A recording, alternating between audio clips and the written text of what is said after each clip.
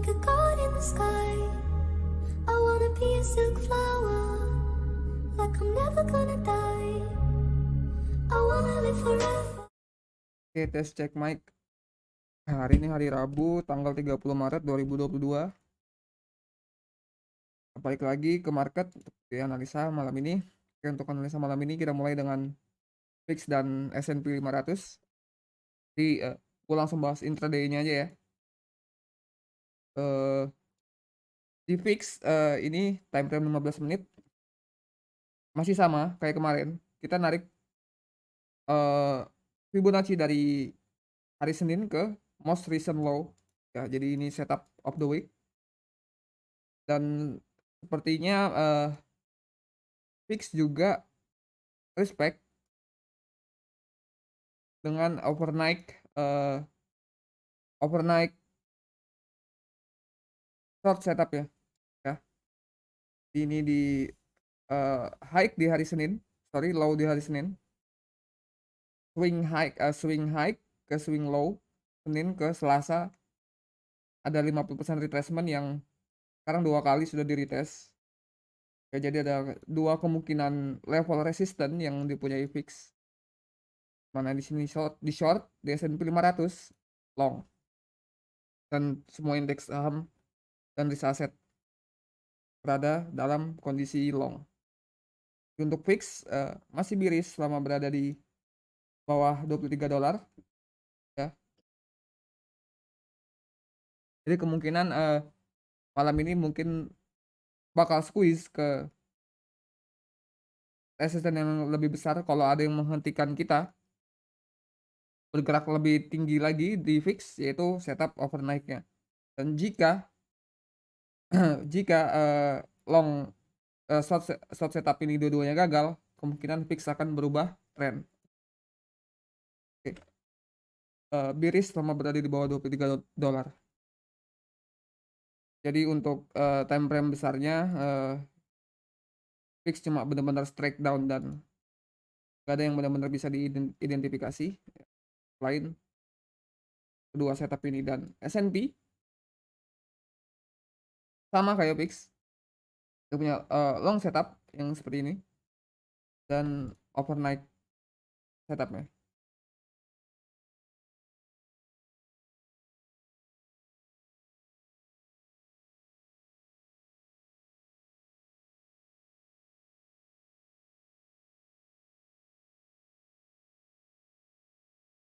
Ini setup yang berkorelasi dengan VIX ya. Bullish selama berada di atas $4.561 untuk S&P 500 dan indeks saham. Oke, kita lanjut ke mata uang. USD Japanese Yen di sini ngebreak long ya. Mana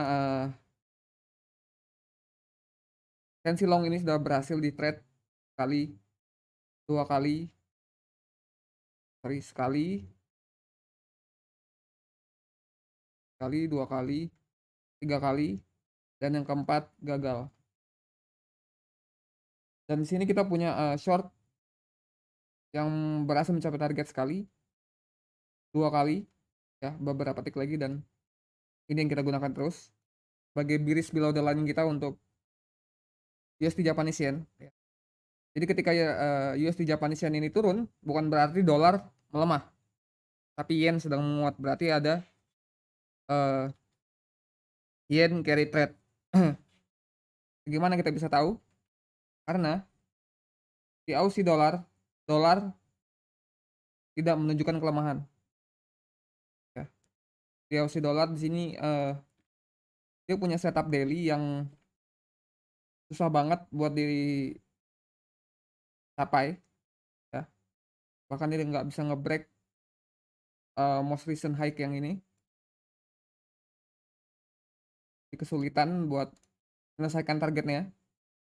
Dan sebelumnya dia punya ekstensi long, namun ekstensi long ini gagal, mungkin bisa dibilang sloppy.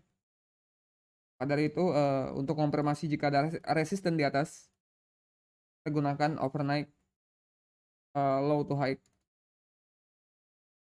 ya. Dan setup ini mempunyai target yang sama dengan yang ada di daily. Jadi untuk Aussie dollar bullish selama berada di atas 0,74864 dolar. Bullish above. Euro di sini kembali ke halfway back short, high of the year to the low of the year. Jadi sebelumnya Euro belum pernah nge-trade 50% retracement ya. Dan ini baru pertama kali dan kita sudah bisa lihat reaksi ada partisipasi di halfway back shortnya. Halfway back of high of the year to low of the year. Ya, jadi kita nggak bisa percaya dengan setup long di bawahnya. Ya intradaynya belum menunjukkan apa-apa. Jadi untuk Euro menunjukkan kekuatan dolar ya. Jadi ini yang gue bilang tadi, walaupun USD Japanese yen turun, itu bukan berarti menandakan USD melemah. Karena bisa aja itu adalah yen carry trade. Dimana yen yang menguat. Yen menguat, dolar menguat, tapi yen lebih menguat. Dan ini bearish below the line kita selama euro berada di bawah 1,12318 dolar. Euro bearish. GBP di sini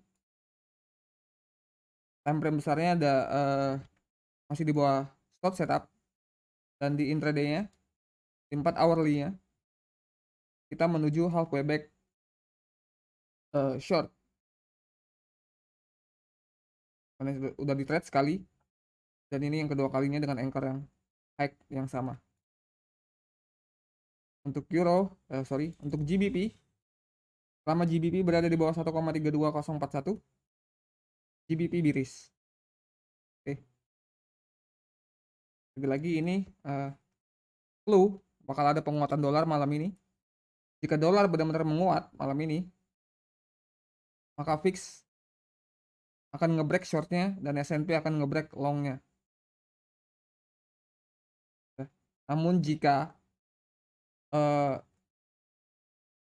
Aussie naik, Euro ngebreak daily shortnya, dan GBP ngebreak intraday shortnya, berarti dolar melemah.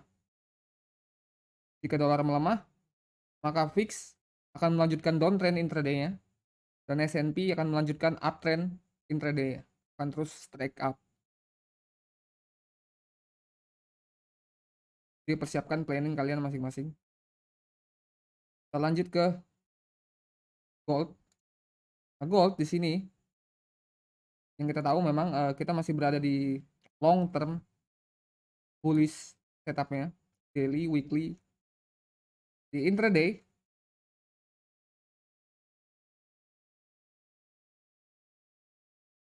sebelumnya kita punya short series ya, short series yang break. Jadi dia punya short series dan akhirnya di sini break. Seharusnya kita punya long valid setelah itu, karena tadi short seriesnya sudah di break. Tapi di sini kita belum nge-trade longnya sama sekali.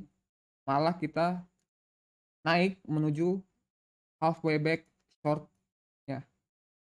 Dan ini yang akan membuat long setup ini bahaya. Oke, jadi stuck di antara dua. Dan karena shortnya duluan yang di trade, long setup ini harus kita perhatikan dulu. Oke. Jadi untuk gold bearish selama berada di bawah 1.937 dolar. Dan lihat short setup ini membawa kita kemana, yaitu support yang lebih besar jika short setupnya bermain. Tapi jika bisa mempertahankan long setupnya, maka gold akan melanjutkan rally up. Oke, untuk gold stuck di antara dua. Crude oil.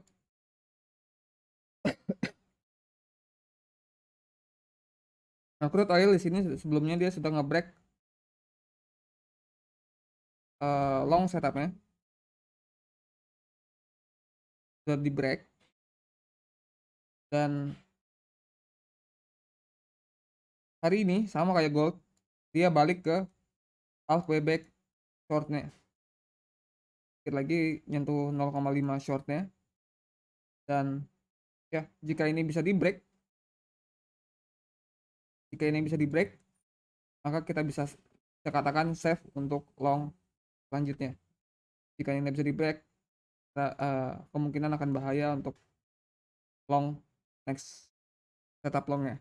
Dan karena sebelumnya juga sudah ada long setup yang di break, ya, so kemungkinan crude oil berada di bearish setup, unfortunately. Kecuali long short setup ini bisa di break, kemungkinan kita bakal bullish karena ya ini kita punya sebelumnya crude oil itu ngebreak tensi short di sini ya kan. Setelah trennya break, crude oil punya long setup yang seperti ini, dan lihat dimana buy reaksi ini bereaksi di 50% retracement sebelumnya, karena ini sebelum weekend ya.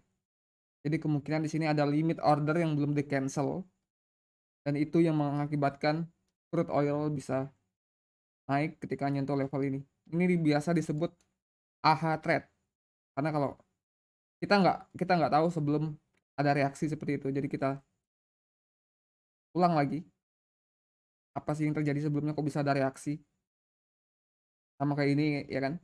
Ada reaksi, why? Ya karena sebelumnya ada order yang belum di cancel, dan ini termasuk.